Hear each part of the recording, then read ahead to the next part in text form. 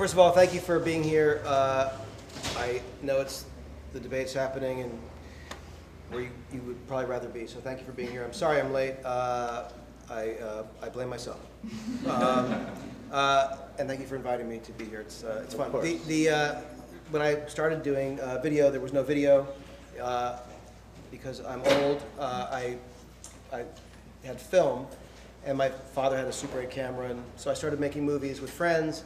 And what it all came about because I went to the Universal Studios tour and saw that movies were something you made, and I was just obsessed with it. I couldn't believe that you could make movies. It just never occurred to me. And I was 8 years old. I just went home. I started making movies with my dad's camera, and years later, my grandfather was kind enough to buy me a camera of my own. And it was, at the time, it was sort of an anomaly to be that young and have a camera. Now it's not at all, and so which is pretty cool. Yeah. So. How do you go about getting your first projects funded? Originally, I wrote a bunch of scripts when I was in college that were abysmal, but I wrote them, loving the idea of writing scripts, and I actually loved literally the idea of a script. I would buy scripts for movies that I loved, and just holding an actual script. Actually, the more it was Xerox, the kind of more romantic it was, and I loved the idea. So writing a script was partly literally I would as I would write and print out pages, I would look and see could I see my hand through how many pages there were, and as soon as I couldn't see my hand, I was like, that's awesome. It's, but they were terrible scripts, and I ended up luckily running into, as you said, Jill Mazursky when I was a senior in college, and we ended up writing a treatment. She's a little older than I was and am, and she had sold some stuff, and being no fool, I was like, let's write something together, and she was like, okay. Her father is Paul Mazursky, who's a wonderful film director, and we wrote an outline for a movie, a treatment, while I was a senior in college, and her father took it and showed it to Jeffrey Katzenberg, who at the time was head of Disney, who bought it. And so while I was a senior in college, I sold my first project with Jill. And so the answer, really, the first funding of anything was using someone else's nepotism. I highly recommend you find someone who has a nepotismic opportunity and just glom onto them, which is what I did. And the fact is, what I have found has been the only kind of success that I have appreciated, and every project you mention, I cringe at what I wish it could have been, but has been writing things on spec. And the beautiful thing is that as a writer, obviously all you need is paper and a pen or a computer, or when I was starting, a typewriter. And the great thing now, of course, with technology, what it is, you can actually make your movie. And with some exceptions, obviously, it would be tough to kind of do a backyard Lord of the Rings, but you could. But the fact is, you can do so much now and just do it. So the answer to the question is, do you really need funding for some things? It's nice to have funding, but money isn't free or cheap, and what that means is not always what you want, and the leverage is not just about ownership, which is a big deal, but also about creative control. The fun of selling a script or a pitch is immediately met by the reality of selling a script or a pitch, and I can't tell you how many meetings I've been in where I kind of just wish it was me alone again in my room writing it, because going into meetings, which I've had the good fortune to be able to do, and say, here is the thing I'm going to make. Do you want to do it? If so, awesome. And if not, no hard feelings. We'll find something else and have it be accepted. It's like, well, there's a deal to be made, but there's also a cost of just turning it in. Companies want to be told what to do. I mean, not just film companies or TV companies, but I think companies want to be inspired, and they want to feel that same thing that we all feel when we see a great app, or we read a great book, or see a great movie or a TV show. To give them something and say, here it is exciting. So I would say the best way to get something funded is just make it. Do as much as you can. It's amazing. Not everyone is necessarily a coder or a filmmaker, and if you have an idea for a company, you might not have all the skills to realize your dream. But I think the more you can just do, and then go to someone and say, I'm doing this thing, and if you want to do it, great. And the more work you do, the less leverage they have, and then you can go in and say, here's how I want to do it. And don't be a jerk. Just say, this is what I really want it to be. And I love the collaboration. Every single day, things get made better because of the people I work with and their suggestions. And I'm always pushing for people to be, while constructive, brutal. And no one sees failures or even successes that aren't as good as they could be, I think, more painfully than I do. And so the key is always work with people who you can trust. But I think that getting things funded is really about just making it, because I think people have a hard time seeing the thing that doesn't exist. You know. So is that part of the reason you set up Bad Robot? Well, Bad Robot was set up because when I did the show Alias, I had a deal with Disney, and I turned in this pilot, and I had to have a production card at the end of the show. And it was a weekend, and I was like, shit, we're turning it in Monday. And we'd finished the pilot, but I didn't have the card, and I thought, I had an idea for a children's book called Bad Robot. So I thought, you know what, I'll just do Bad Robot. So I drew it and animated it on my laptop, and then had my 2 kids, at the time we only had 2 kids. I said, listen, at the count of 3, just both of you say Bad Robot. And they're like, all right, why? I'm like, just. And so I recorded them on my laptop saying Bad Robot, and I put it on, and I said, I thought I'll change it and do it, And then it came time to air it, and I was just like, just keep it. And so it just went on. And then I started getting people coming up to me going, Bad Robot, and I was like, oh, you heard that? And it just sort of became this thing. And then a couple years later, there was this moment when I realized I could actually start a company and make a deal with Warner Brothers and a deal with Paramount for TV and features that would fund a kind of operation.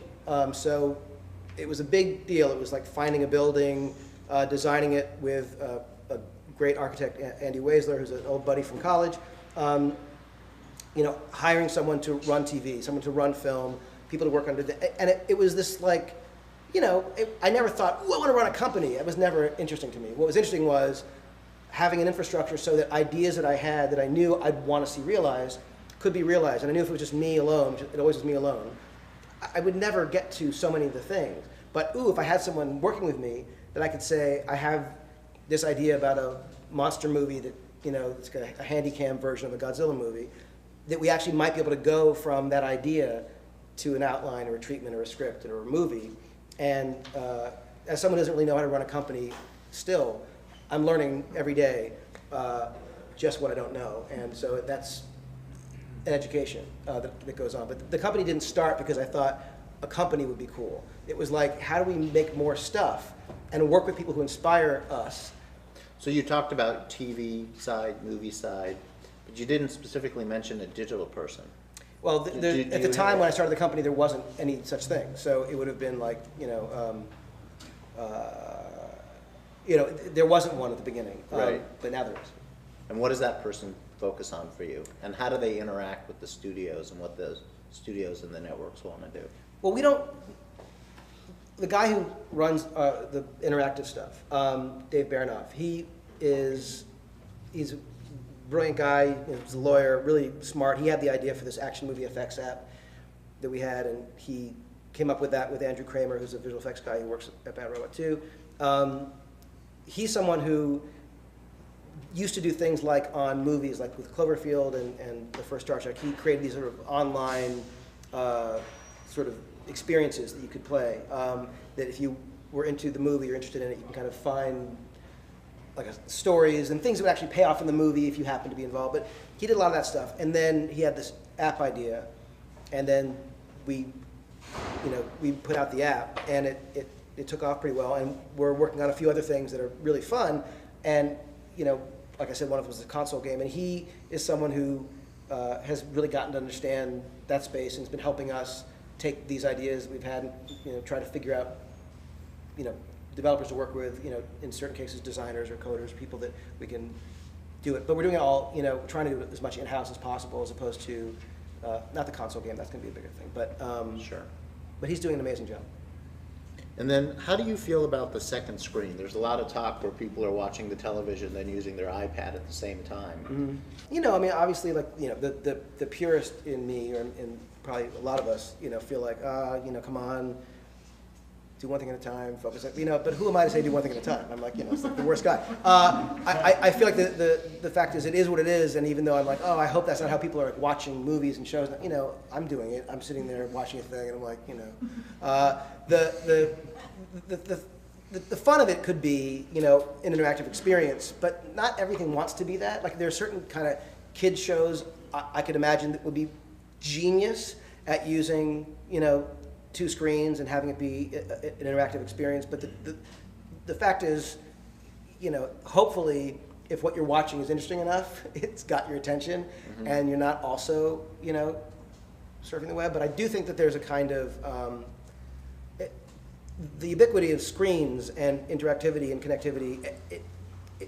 It's just getting to a point where it's invisible. It's just an extension of what we are and what we're doing. Meaning, I could be watching a show and be thinking about, God, I gotta, replace that, our washing machine. What the hell, but if I have the screen right there, I can actually be doing the washing machine. But if the thing is good enough, if it's entertaining enough, the primary screen is gonna, get my attention. And the truth is, what we're thinking about and what we're actually searching for is becoming a blurred line. So I think it's kind of, in a weird way, however many screens, it could be 3 screens, 10 screens, 1 screen, it's kind of all an extension or a magnification or a materializing of kind of what it is our brains are doing in a weird way. But can it be a burden? Yes. The one thing I will say is, more on films, certainly in TV, is the content they want when a movie's coming out is insane. And they want that scene for, think about this for a second. Back when I was a kid, if someone were going to go on talk shows, you'd have whatever, let's say they had 3 or 4 scenes, and it would be on the talk shows. And maybe your VCR recorded those things, right? But now, you can aggregate everything instantly. So let's say you have 1 clip on Conan, 1 clip on Leno, 1 clip on Jimmy Fallon, 1 clip on, and let's say you have that 5-minute piece that, the Yahoo exclusive. And let's say you had, within minutes, you realize, oh my God, 45 minutes of the movie are literally available for people to just go, and put it together. And it's insane. And so what we've been working on, like when we did Trek, we did a behind-the-scenes thing with these 2 guys who were using Red cameras. And so the behind-the-scenes stuff has the quality of the movie, which was shot on film. But we're actually creating content specifically for, not second screens, but the machine of all the screens that they're desperate to fill. And the studios honestly don't really care, because they're like, yeah, just put it out there. It's good, because people will see it. But I'm thinking, but all anyone has to do, and people do, is collect it and string it together. And it's like, see half the movie right now, 3 weeks earlier. It's like, it's a disaster. So anyway. So YouTube last year spent $100 million funding original content, and this year they're going to spend $200 million funding original content. What do you think about Google's efforts to try and take the professional YouTubers and turn them into professional content creators? What would be traditionally considered professional content creators? Well, first of all, the fact that it's even possible to me is a celebration. The fact that the technology is democratized to a point where anyone can make something, like I said earlier, is a thrill. I also think, however, that paint and canvas have been around for a long time. It's really a question of sort of who does what with it.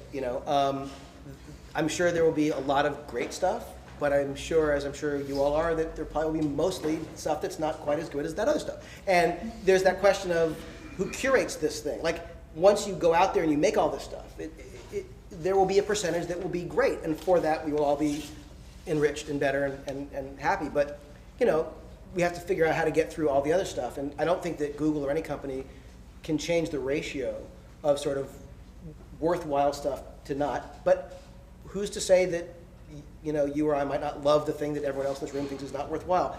I think it's cool that people are able to use their voices and creative inspiration to actually make something media, and that's amazing. When we did this movie Super 8, which I know was a flawed movie, but when we made this movie, I was in editing and I realized, shit, there are these things I want to do and add and change that wasn't just ADR audio stuff, and I thought, well, we have the actors coming in to record their voices. We own some red cameras, we have lighting equipment. Like, let's just shoot stuff. So we had the actors come in. We're like, we're gonna actually film a scene. They're like, what? And we had their wardrobe we gotten from, and we just started like putting makeup on them, and we had like painted some like backdrops and stuff in our screening room, which we cleared out, and we shot a couple shots, which we then edited that day into the movie that was shot on film. And you could not discern which shots were what, and it was, once the sound was mixed properly and color correction was done, it was invisible. And so we did this like 8 times over the course of post-production, where I was like, God, what would be great is if we had a scene in a police station. And so we took like the bullpen at Bad Robot and just dressed it like a police station. We got all the police work, and we just shot a scene. There are almost 50 shots in the movie that were done at Bad Robot with our camera. You cannot tell the difference between what was the real movie and what was the shit we were just shooting at the office. And it's all in the movie, and it's all over the movie. And some exterior scenes, some visual effects scenes, some small little intimate moments, some insert shots, all over the place. What it proved to me was what we all know, which is that we're at a place now where it doesn't matter whether it's professional or amateur. It doesn't. All that matters is that it's good or not, that it works, because the technology has now become, there's no longer an obstacle or barrier between any of us and, that camera. And Right. Whether you're using a Canon 5D Mark II, whether you're using a Red or whatever, it doesn't matter. And so I think it's very cool that money's being spent in that way. I think it'll be interesting to see. My guess is over time, it will almost become like a studio model where they'll be far more selective about where they're spending their money, and it'll become a thing where it's like there'll start to be development, and it'll become a studio, and like the way they're already calling it that. But it's really going to be that model, and you're going to start to realize you can't just go, everyone make movies. It's like you have to say, well, let's just talk about what it's going to be, and those executives, whomever it is, those will be the curators of what they spend their money on. But at the moment, if you're one of those people getting money to make stuff and you've never done it, like, how great is that? Like, it's insane. It's so good. So one of the things that's going on, Amazon now is reportedly paying up to $2 million an episode for digital-only content. Mm-hmm. Do you see yourself maybe doing something that's digital specific? Yes, for sure. Yes, for sure. Yes. Is there something you could talk about, or? Not yet, but they're not the only company, obviously, doing this kind of stuff. Right. And I think that what's exciting about it is, and look, the interesting thing is all those deals are predicated upon licensing or selling those essentially TV shows, internationally, and they're relying on the dinosaur model to have the new model work, so that the money that they're going to be recouping will be in the licensing the shows to other broadcast networks domestically as well, I guess, as internationally. So what's great about it is they're basically new networks that are out there that are allowed. So there's a really cool sci-fi idea that this great writer came to us with, that Warner Brothers, our partners, just said, no, this is crazy, it's insane. And yet there's another company that came to us and were like, we really want a crazy big sci-fi idea. And I was like, things that you never hear from a network. And so we presented this to them. They were like, that looks great. Right. So the idea that there is like another taker, because the truth is, if you get the money to make it right, and you don't need that much money in some cases, $4 million per episode is happening. You can make, that's a shitload of money. You can make amazing stuff with that. If there are more opportunities, more venues that will allow that kind of stuff to get made. So as a content creator, if you hear about things like are being done with remote DVRs, Mm-hmm. and you can watch anywhere, Mm-hmm. but not necessarily going through a network. There's a service called Aereo out of New York where you actually get an HD antenna, Yeah. and it gives you the channels. Mm-hmm. How do you feel about these types of technologies? Obviously everyone's going to find their way to, get the content they want, whether it's, legally or a torrent or whatever. And I think that as everyone is scrambling to figure out how to monetize, distribution and what the new models are and how it's all going to work, and there's a lot of that. It's not a brand new idea. Obviously, it kills me that Tower Records is not there anymore. I can't stand it. Yeah. The idea that you cannot go into a record store, and you can find them, but to not be able to go into a Tower Records and hear the music playing and flip through. It just kills me. I'm not bringing this up for no reason. I'm saying this because the idea that, the music business has gone away in a lot of, respects, and clearly people are trying to figure out ways to not have it go away, and yet everyone wants music, everyone makes music. It's like, it's the craziest thing, and, video always follows audio, so the question of what that's going to look like, we need to make sure that we figure out a way that is going to protect a structure so that when people want it, and I think most people would pay a fair price for it, it is available to them how they want it, where they want it, and when they want it. And that's totally fair. It's what the reality of the world is. But and if they don't get it legally, they'll get it otherwise. But there's got to be a system that is put into place, and I don't know how to do that, where some funds are coming in and some funds are going out. And if people are getting things for free and suddenly creators are not able to make the stuff, everyone suffers. And so it's a question of figuring out how to make that work. It's obviously something that I'm not even trying to figure out, but I'm trying to make stuff that will end up getting, because stuff will get made and stuff will get distributed. No matter what happens, since Hollywood is just by default no longer going to be the only place in the States, at least, and certainly in the world, where real, valid, great, mind-blowing entertainment comes from, you don't have to do anything to, it's already happening. And what will happen is it will become a question of, kind of boutique creation, and it doesn't matter what state you're in, it just matters what state you're in, You talked about a console game that you were doing. How do you see the future of gaming interacting with filmed entertainment?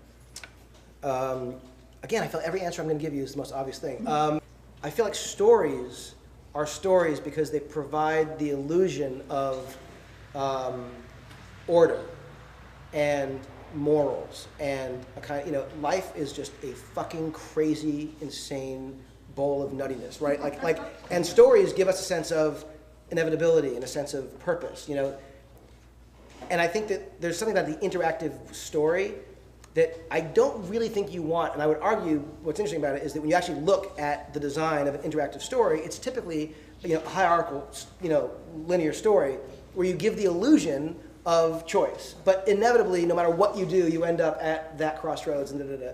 And the thing about interactive, stories, like when you're sitting down at a campfire, and this could be now or, hundreds, thousands of years ago, the story you are hearing in, that glow of the fire, it's got to have an ending. Like, the story you're hearing, you want to hear, there's setups. There are things that make you lean in. There are moments in the story that, so at the end, when the end comes, it's the ending. Because it has to be the ending, because it's the ending of what, and a video game, it's like, yes, it's like the big boss. That's the model that most video games seem to follow. I feel like, they will become visually, on par with what you're seeing in a movie, and that's really cool. But I wonder, like, in terms of the games versus movies, do we really want interactive stories, or are they just more experiences, which is like when I watch, like Henry, my son, play video games, there are goals along the way, but it's really it's more goal-oriented than emotional, and that to me is the big thing. When I would love to play a game. I've had moments of, like, wonder and awe and surprise and fear, but I've never cried playing a video game. I've never had this moment of like, oh my God, my heart is broken, and it would be so cool to, once my computer crashed and I was like, it's close to there. But the idea of a game that actually does the thing a movie does, and that is about story, and that's about emotionally connecting to a character and relating to something and having unexpected twists and turns, and that to me feels like it's something that, it's a hard thing to do it when you're controlling the experience. I almost feel it's counterintuitive. And I'm sure there's a solution, and I'm sure it will come, but not for me. So when you have an hour and you're sitting at your computer and you're not on a specific task, what do you spend your time on the internet doing? Well, first of all, none of your business. No, I'm kidding. It's a joke, I swear to God. I don't usually spend my time on the internet as much, but I use my computer for like all sorts of things. Like, there are some graphics programs I'm obsessed with that I'm always, like, instead of just doodling, now I'm like, sculpting things in, ZBrush or something. And I love, like, the promise of a graphics program, and there's so many of them, to me is like, it's just that's my drug. Like, I love the idea of what you can make, what it can look like. You know, different renderers, and I'm always like, if I'm online, usually what I'm doing is I'm looking for like other, you know, like plugins to do different kind of rendering stuff, or music, and I'm using my sequencer, and I'll be online like buying, you know, a soft synth that I don't need, and you know, that kind of crap. You know, it's sort of that. My weakness is like making shit on the computer. That's what I love to do. It says here that you once worked as a home inspector in the San Fernando Valley. Is that true? It does not say that. It did say that. I could make up a story, but no. Not true. There were these snakes under this house once. No, it's not true at all. Did it actually say that? It actually said that, yeah. Not true. IMDb. Not true at all. You've been involved with several projects that avail themselves of the social theory called the Milgram Small World Phenomenon. Will you talk about that? I don't know what that is. Seriously? I swear to God. What advice would you give to tech startups that want to work with content or production companies? Well, it depends how they want to work with them. We had this horrible thing when we were doing the show Alias. This is different, but the idea I hope will hold, which is that Ford came to us and said, we want to do an integration, and we want to work with you. And we're like, okay, and we'll give you, you know, $100,000 for this whole chase scene. I was like, really? That's awesome. And we like worked through it, and every contract was all good. We were, you know, creatively it was all fine. And then like the day came to do it, and they're like, we're not going to give you the money unless you have the characters say this. And we looked at that, we're like, are you kidding me? And so literally there's a scene in Alias in one of the episodes where they're being chased, and Jennifer Garner's character says, quick, get into the Ford F-150. which I think is sort of how we would all say that at that moment. Thanks, Ford, you look really good now. Anyway, I wonder who made them say that. Anyway, the only reason I bring it up is I think integrating sort of content providers with any, you know, company, any entity, can be tricky unless they are allowing the content creators to do their thing. And I really, my concern is, you know, storytelling and not story selling. And the idea that we have a company working with us to support it is great, but my only fear about any tech company is, you know, what would they want to be created? And if it's a client basis thing where, for example, you're going to a content provider, an animator, for example, and they're saying, we want to create this character who says this stuff in an interstitial, you know, then it's sort of like, oh, it's almost like an ad agency, or it's like you're being hired. But it depends what kind of content it is. And I would say when the right fit, you know, occurs, like, for example, David Fincher with his new show on Netflix, they went to David Fincher and said, you're David Fincher. Do what David Fincher does. Here's money to do it. And he's killed it, and they're going to do a third season now. That is great. But I've been involved in things that have been a little bit less than great in that way, and so I think it's like every, you just need to look at every partnership and question is it the right one. Okay. Yep. With so much to focus on, what are your tricks for focusing on various projects or priorities? And what does your day look like in a given day? You know, I've always found it not necessarily healthy or good, but somewhat easy to sort of jump from thing to thing. And on occasion, I'll be in a meeting and I will hear myself talking about characters and literally hearing myself go, oh, phew, you remember that character's name? Because it's like they're, you know, it's a movie in development and it's one of 6 meetings in the day, and I actually am like aware when, you know, there are plenty of times because I've not always succeeded at it. But I like the feeling of juggling a bunch of things at once. And I'm sure to a fault, you know, and, but a typical day, it depends when it is, but if I'm directing a movie or something, it's obviously just that. And then usually at lunch and things, you know, we'll have a meeting or something for some other stuff that's going on. Now, with editing and being on sort of deadline for Star Trek, I'm in the editing room most of the day, but I have, like, we have staff meetings. So we have a company meeting Monday, we have a film meeting Tuesday, we have a TV meeting Wednesday, we have an agent meeting Thursday in the mornings. And then there will be meetings that kind of come in, so it could be pitches for other projects, it could be, you know, meetings with writers to go over what they've done, you know, any number of things like that. And then there are the other meetings that, you know, exist that I sort of will pop in and out of, but because we have a company, it's by no means just me. So we have, like, there will be meetings happening that I will come in and out of and stuff. the fun of it is when it's working, is that the company, which is of course now, and there are 30-some people there, and it can scale up and down on a day to twice that sometimes, but it's not a huge company at all. But the fun is that everyone there, assistants included, and they're involved in some creative stuff that we do.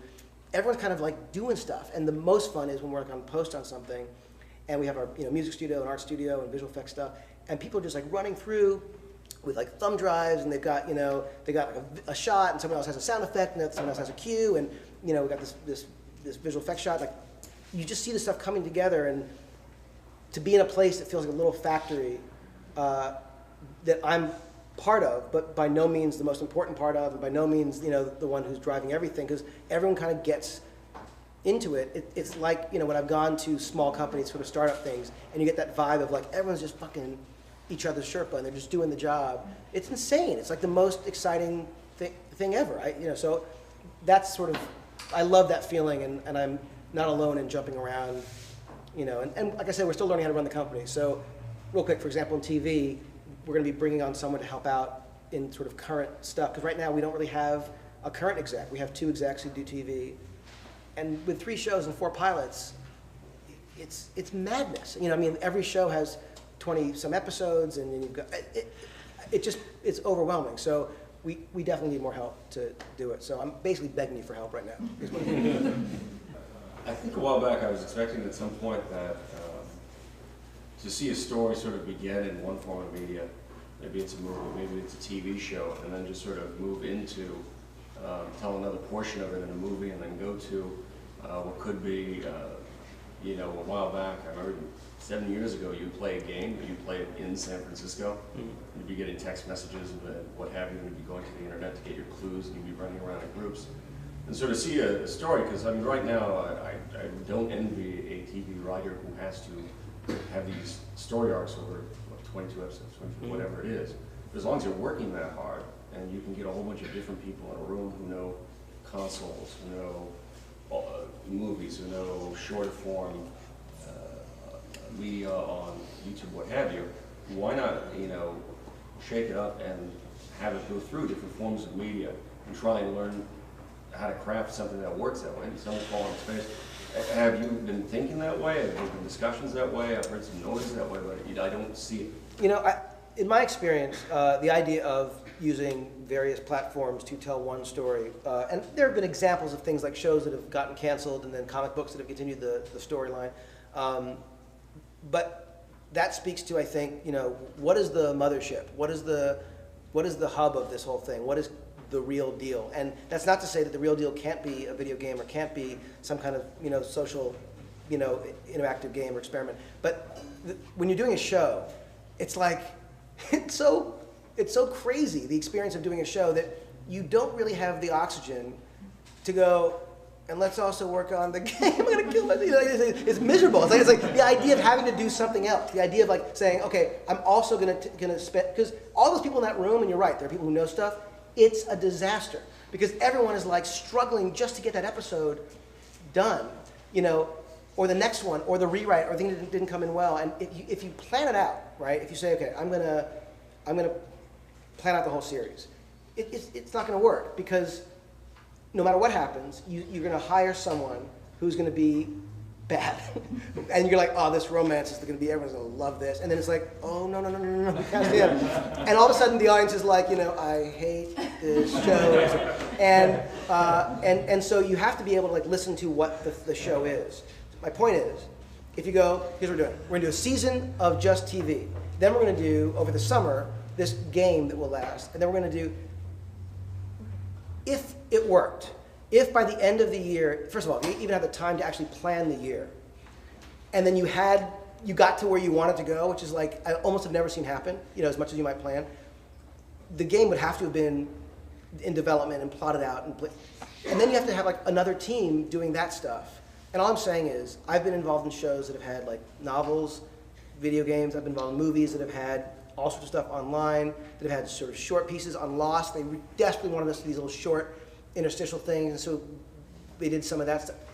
It all ends up being, frankly, the way like 99% of movie-based or TV-based video games are, which is a failed idea, which is like, oh, they were trying to capitalize on that thing. I mean, I don't know anyone who's played, with the exception of maybe GoldenEye, which is like a game that for some reason has like garnered like amazing acclaim years later.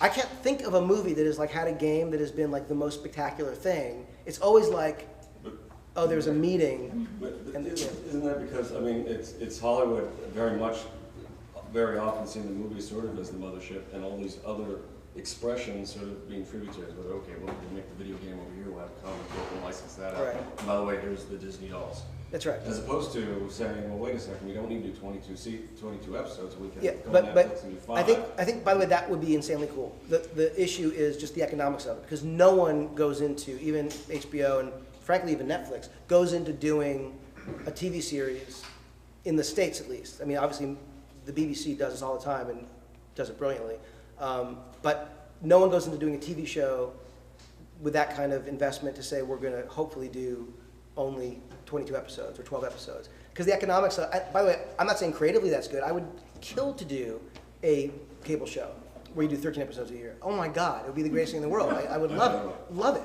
But my point though is to invest in a game, which is a huge investment, you know, depending on what the game is, and a TV show, it would have to be a kind of a company that was cool with spending, let's say it's X number of millions per episode, but without the end game of, and then we will be able to sell this as a series, because you want to get to 100 episodes, that's like the syndication thing. Netflix will have a lower number. But my point is that the economics of it in the dinosaur of what the system has been is just not built that way. Is it a good idea? 100%. Would it be cool to like watch something and then have it end and go into a game? The greatest thing ever. But it's like, it becomes more and more of a niche thing, and the expense of what you're proposing is significant enough that I don't know who would go for it. But if it happened, if it was out there, if it was good, watch it, and if it was compelling and it ended, would I play it? 100%. I mean, I think it's a great idea. It's just like, it's the building, the construct of the business just doesn't seem to be built that way, despite the idea, I think, being super cool. And I'm sure it will happen on some levels. Okay. Last question. Right here. Yeah, I have a younger sister, and I've asked her and all of her friends whether or not they watch scripted television, and across the board, they don't. And they're all on the internet, they're doing social stuff. Do you think Hollywood has its head in the sand as far as that? I mean, the demand isn't changing, it already has changed. Look, I mean, obviously, if you see the numbers in TV, like a successful show right now is pulling in an audience that is so unbelievably small compared to what it used to be. Not one show on the air right now, the biggest hit would still be on the air if this were 10 years ago, given their rating. The fact that we also take it for granted that, you know, I want to watch episode 4 of, you know, Louis C.K.'s new show. It's like, you know, within 20 seconds we're watching that thing. I mean, it's nuts. Like when you think about what it was like 20 years ago, it's like, you want to watch, you know, whatever the equivalent is, you know, Bill Cosby's just like, well, then you just got to sit on your ass and wait until the powers that be presented to you, because congratulations, you know, the only person who gets to see Bill Cosby, is his family right now, and so the idea that like when I'm taking my kids to school and my daughter's like, you know, I can't get the Jim Sheeran song I want to hear. It's like, you know, it's like, hold on a second. It's like, you know, the fact is, like, there's a sense of entitlement that people have. And look, the more it becomes real, the more it's what it is, the more you go, well, this is the way life is. And I get it, and I'm not like saying, oh, it should be the Tower Records model. But I do think that you know, Hollywood, whatever that is even, the fact that movies are made, people are time-shifting TV like crazy. When ratings of shows come out, a huge deal is made now of like the live plus 3-day number, which is how many people watched it within 3 days of the original airing. And it's like, no one even knows what that means, because yes, you get that number, but like, are the people who spent all that money to not be fast-forwarded through because it was live, how did they really care that 50% more people watch the show later? Because you know, like, you know. But I think that Hollywood is making the stuff that they're making, and I think that people will be able to watch it at their discretion in a way that was unheard of fairly recently. But I don't know if, you know, whether it's the sort of Pandora model or the Spotify model, or there are all sorts of ways to do music. To me, it's like we already have that in whatever the on-demand form is, and if it's iTunes or Netflix or Hulu or whatever it is. And I just don't, obviously kids now don't discern what's TV, what's not TV. It's just a screen that visuals and sound comes out of, and that's the thing I'm, experiencing. And so I think it's just going to be about how people choose to watch the stuff that's made. But obviously with things like Netflix and stuff, increasingly there will be specific catered stuff, and that was what I think Netflix is trying to do, Google as well, is curate, is say, we're going to be the ones who will give you, it is a destination now, and trust us. It's what HBO was when they began. It's the same exact, model. Do you have a second question? No. Okay, we're gonna have to stop. Thank you to Jay. Thank you.